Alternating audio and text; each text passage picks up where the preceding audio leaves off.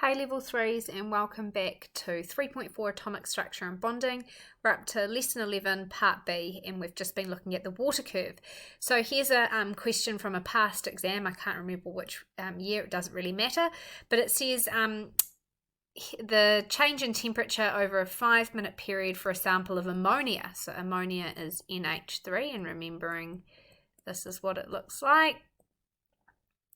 It is trigonal pyramid, okay, and it says using the graph justify the physical changes, okay, between A and D in terms of energy and the intermolecular forces. Okay, so we have to talk about, remember I said to you that every single time you need to talk about what state the particles are in. You need to mention kinetic energy, and you need to mention temperature, and then if it's a phase change you need to talk about what they're breaking. Okay, so let's start. Let's just talk about where this is going, because weirdly they've started here just to throw kids off a bit. So here, this is when this ammonia is in the solid state, and this is the state change called fusion, which is solid to liquid, and they've not asked you that. So they've asked you to start from A to B. So what's A to B? Well, if fusion's happening here, then the particles must be in the liquid state. So that would be the first thing I state, that between A and B, particles are in the liquid state, okay, they're gaining kinetic energy, okay, and the temperature is increasing, and that's what's happening between A and B. Okay, then B and C, okay, there's another state change, and this time that is called vaporization, which is when it's going from liquid to gas.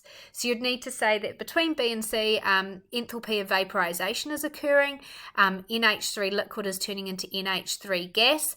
All of the energy is being used to break all of the remaining intermolecular forces. Okay, now I don't believe they need you to specify them, but you could, in brackets, you could put temp, perm, and H bonds, because we know that all of them are there. So the key thing is that all of the intermolecular forces must be broken to turn into the gas state. Okay, so we've talked about, so far we've talked about what state, okay, because it's a state change, and we've talked about breaking. So now we need to talk about kinetic energy and temperature. During this phase change, there is no increase in kinetic energy or temperature, and the reason why is because all of the heat energy is going into breaking those intermolecular forces. So you need to put that. The final part is C to D. So we now know that the particles are in the gas state, okay, and as we see an increase here, that's because there's an increase in kinetic energy of the particles. They're moving more, and so we see an increase in temperature.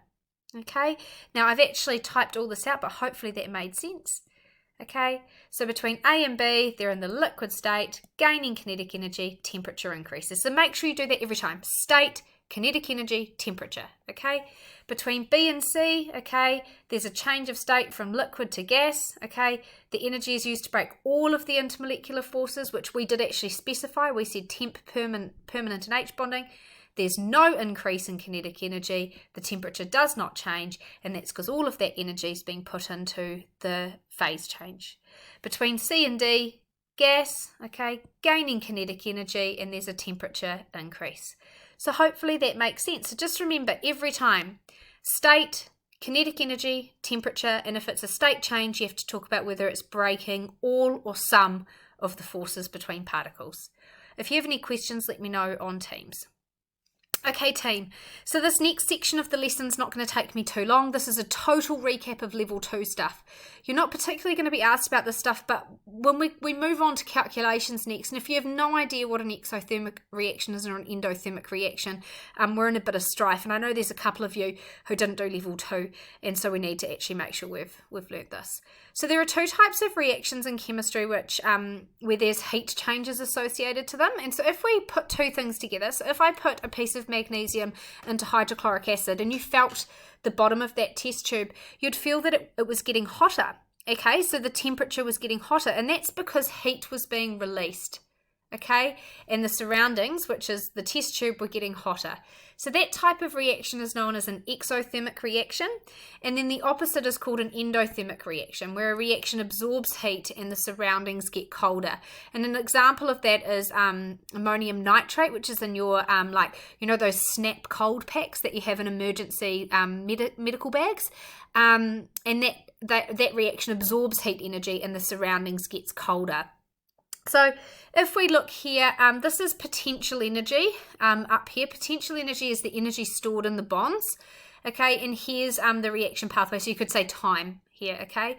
So up here we've got reactants, and then we've got products, and because exothermic reactions release energy, this is the energy here, this difference that gets released. I should have actually done it like this because you measure it between the two, okay. So that's the energy that's being released. So the products of an exothermic reaction actually have less potential energy, but there's more kinetic energy. So kinetic energy has been released, and it is the potential energy. So the bonds of the products have lower potential energy. And in chemistry, if something's got a lower potential energy, that means that the bonds are stronger and more stable. So exothermic reactions produce more stable products than endothermic reactions.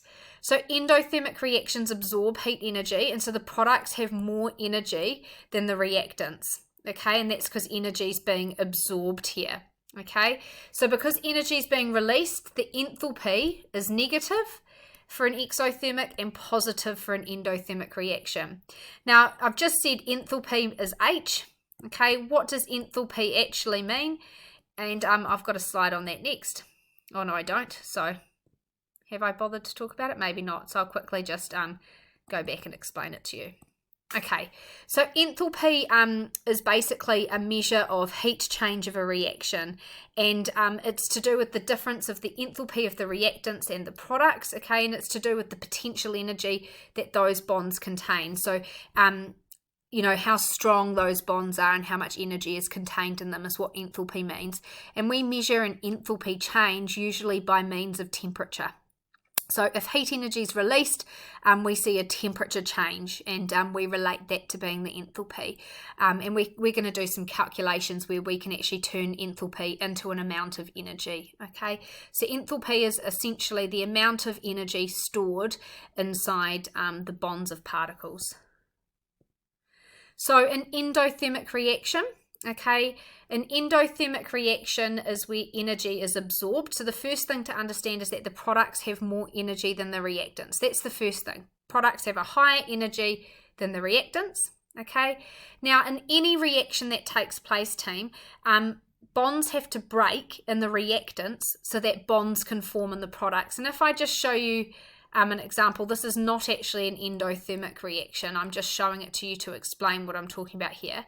So if we were to do, this is a really simple combustion equation, and it's just like so, and there's actually two waters here, and we've got two of these. Okay, so this is the burning of methane gas, and I just want to explain to you, for this reaction to actually occur, every bond in the reactants must break so that the bonds in the products can form. So this must break, this must break, this must break, this must break, this must break, this must break, and then to form these, this must form, this must form, this must form, this must form, this must form, and this must form.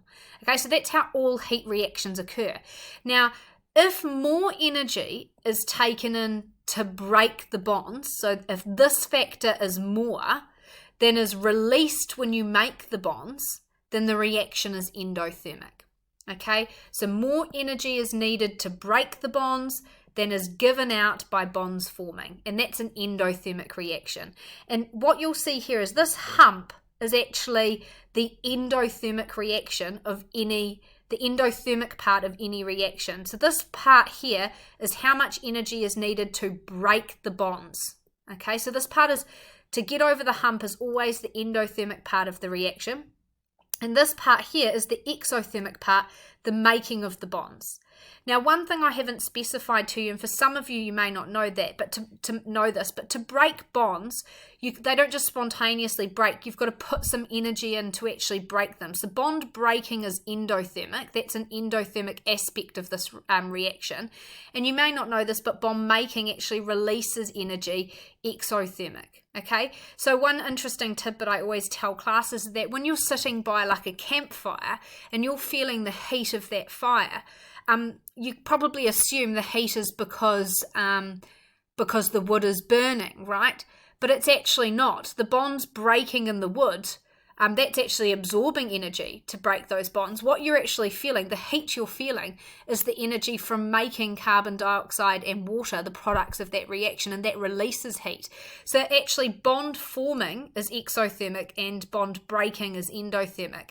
So every heat reaction, the part that you've got to get your head around is every heat reaction has an endothermic part and has an exothermic part.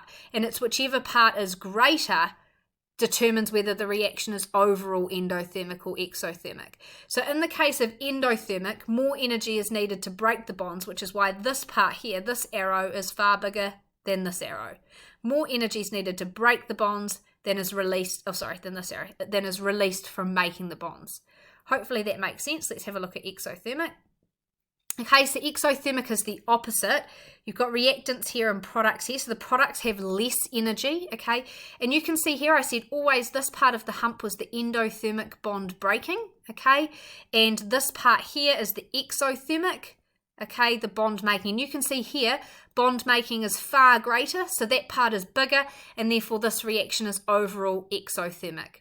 Okay, so more energy is given out by bonds forming than is taken in to break the bonds in the reactants. Hopefully we're all good there. Okay, this final part here, this is putting 2 and 2 together. You will have known at level 2 that this hump was known as the activation energy. Now, activation energy in chemistry is the minimum amount of energy needed to start the reaction, the minimum amount of energy to start the reaction. And because we're talking about heat reactions, we can add some more specific details and explain that this activation energy is actually the energy needed to break the bonds in the reactants so that the reaction can actually begin. Okay, so that hump is actually known as the activation energy hump. And if we go back over those past two, you can the past diagrams, you can actually see, and I think I've done a comparison soon, that the endothermic activation energy is far greater than the exothermic, and that's why exothermic reactions are more common. Okay, so the overall enthalpy change of a reaction is the difference between the enthalpy of the products and the enthalpy of the reactants. Now you can see for exothermic, the products have got less energy than the reactants, and that's why the overall enthalpy is negative, and the opposite occurs for endothermic. So just making sure we've understood that the actual process of breaking bonds is endothermic and the process of making bonds is exothermic. So when you describe a reaction as endothermic, please be very careful. The only time you can ever justify a reaction as being endothermic by bond breaking is if you're purely talking about a reaction being a state change, and therefore the only thing that's happening is bonds breaking. So if you were describing liquid water turning into gaseous water, bit of a recap, that's called vaporization, then you can describe it solely as bonds being broken, because the intermolecular forces between the liquid water particles are breaking, and we know there are no forces between a gas particle, so that's cool. So you can use bond breaking for a state change, but for every other type of reaction, it's the fact that more energy is taken in to break the bonds of the reactants than is given out to make the bonds of the products. So you've got to be very careful how you justify. You can only ever justify using bond breaking for a state change. Otherwise, it's just that more energy is needed to break the bonds. So exothermic, I've actually got these pictures. I've just realized these are around the opposite way, so I'll flip them around in your notes. This is actually endo and the last one was exo. Whoopsie. Okay, but these still hold true. So exo is bond making, or you describe it as more energy is given out when the bonds are made in the products than is taken in to break the bonds in the reactants. So here's a wee summary. Exothermic releases heat energy, surroundings heat up. It can be described as bond forming, and more energy is being produced from making the bonds than breaking the bonds. Exo, surroundings get colder as energy is absorbed. It's bond breaking. More energy is taken in to break the bonds than released when making the bonds. Okay. Cool, and exothermic reactions are more common for two reasons, and one is that the products have less potential energy, so they're more stable, and the second is that the activation energy was way lower. Cool, we are done.